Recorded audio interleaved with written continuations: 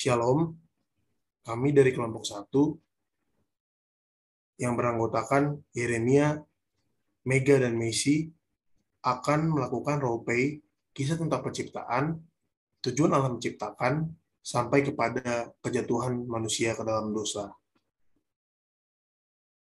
Tuhan akan diperankan oleh Mega, Adam akan diperankan oleh Yeremia, Hawa akan diperankan oleh Mega, dan ular akan diperankan oleh Messi.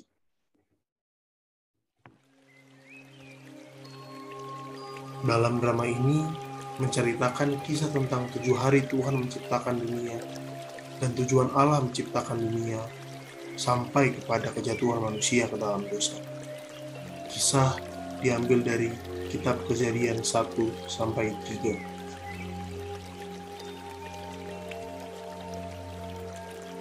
Pada hari pertama, Tuhan menciptakan langit dan bumi. Kemudian menciptakan terang dan gelap, dan memisahkan terang daripada yang gelap. Kemudian di hari kedua, Allah menciptakan cakrawala dan air. Pada hari ketiga, Allah menciptakan laut dan darat, serta tumbuh-tumbuhan yang menghasilkan buah yang berbiji. Pada hari keempat, Allah menciptakan benda-benda cakrawala seperti matahari, bulan, bintang untuk menjadi penentu masa, hari, dan tahun. Pada hari yang kelima, Allah menciptakan hewan air dan burung-burung. Kemudian, pada hari keenam, Allah menciptakan hewan darat. Penciptaan Allah yang terakhir adalah manusia, sebagai laki-laki dan perempuan. Tuhan menciptakan laki-laki dari debu tanah, dan perempuan dari tulang rusuk laki-laki. Perempuan diciptakan Tuhan untuk menjadi penolong dan pendamping bagi laki-laki. Lalu Tuhan memberikan perintah kepada manusia.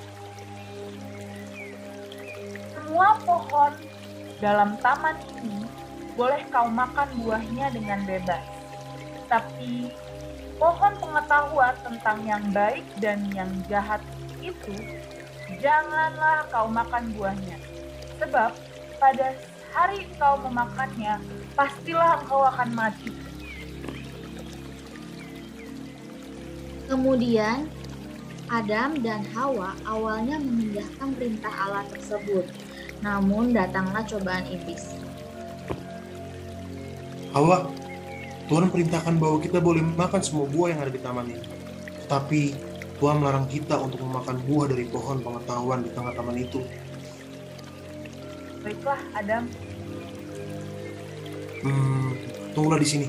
Aku pergi sebentar. Wah, indah sekali semua ciptaan Tuhan di sini.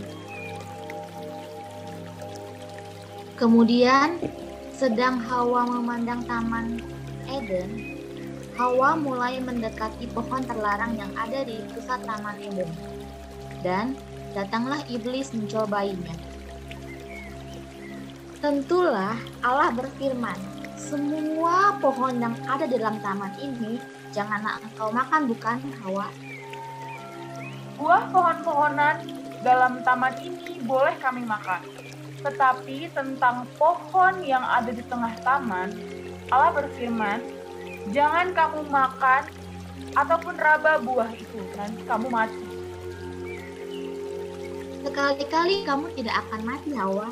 Tetapi Allah mengetahui bahwa pada waktu kamu makannya, maka matamu akan terbuka dan kamu akan menjadi seperti Allah, tahu mana yang baik dan tahu mana yang jahat.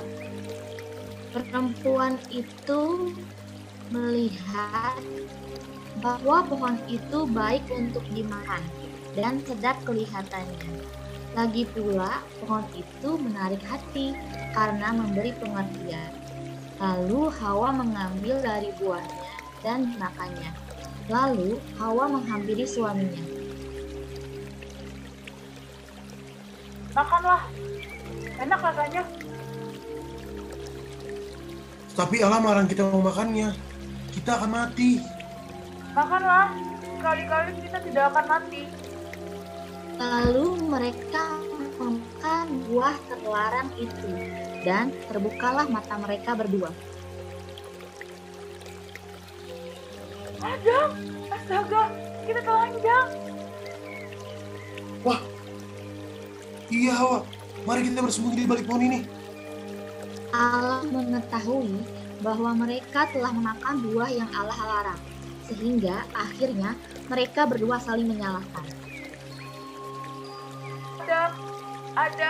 Adam. Iya Tuhan. Mengapa kamu bersembunyi?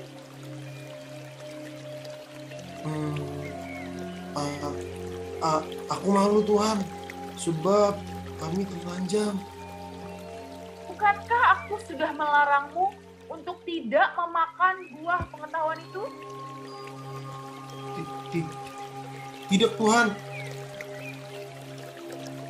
Tidak Tuhan, iblis yang menyuruh saya memakannya. Susah payah waktu mengandung akan kubuat sangat banyak dan kesakitan. Engkau akan melahirkan anakmu dan suamimu akan berkuasa di atasmu. Karena engkau mendengar perkataan istrimu Adam dan memakan dari buah pohon yang telah kuperintahkan jangan dimakan, maka terkutuklah tanah yang kau pijak, dan engkau akan susah payah mencari rezekimu dari tanah seumur hidupmu. Kemudian Allah mengusir manusia itu dari Taman Eden. Sekian roleplay kami pada hari ini tentang penciptaan Tuhan, tujuan Allah menciptakan sampai kejatuhan ke dalam dosa.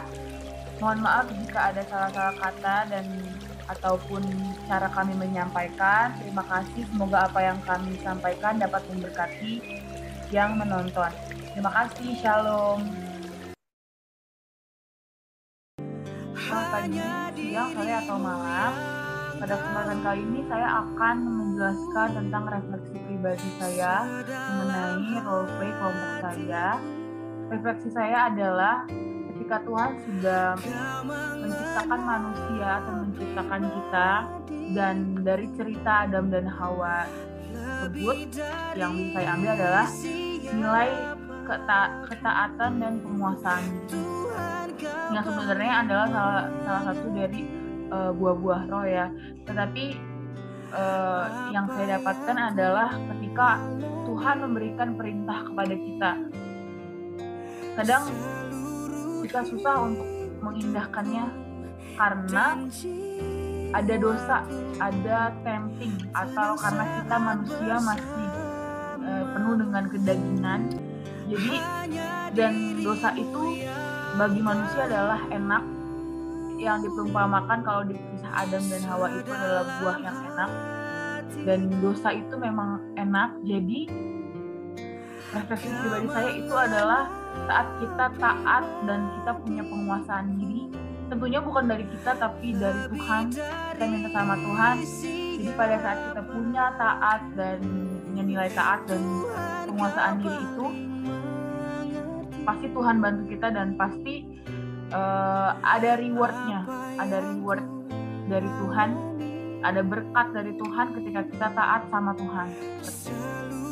Untuk referensi selanjutnya, menurut saya pribadi, dari kisah Adam dan Hawa ini kita dapat belajar bahwa